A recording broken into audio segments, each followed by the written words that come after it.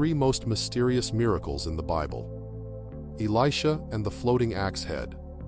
2 Kings 6:17. In this story, Elisha was staying with a group of prophets by the Jordan River. One of the prophets had borrowed an iron axe to cut down trees near the river.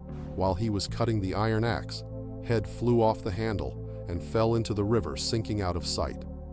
Distressed because the axe was borrowed, the prophet turned to Elisha for help. Elisha cut a stick and threw it into the water at the spot where the axe head had sunk miraculously. As the stick touched the water, the iron axe head floated to the surface, allowing the prophet to retrieve it. This miracle highlights Elisha's connection to the power of God and his ability to intervene in the laws of nature. Elisha and the widow's oil. 2 Kings 4:17.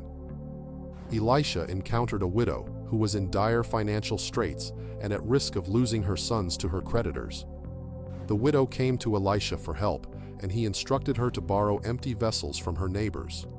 Elisha told her to pour her small jar of oil into the borrowed vessels, and as she did, the oil miraculously multiplied and filled all the containers. The widow was able to sell the oil and pay off her debts, securing a future for her and her sons. This miracle demonstrates God's ability to provide abundantly, even in the face of desperate circumstances. The healing of the poisoned stew.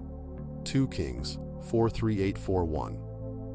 Elisha visited a company of prophets in their gathering place. They prepared a stew for a meal, but while cooking, someone mistakenly gathered wild gourds and added them to the pot. Unknown to them, the gourds were poisonous and made the stew harmful to eat.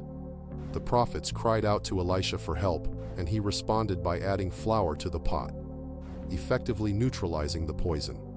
The stew became safe to eat, and the prophets were able to enjoy the meal without harm.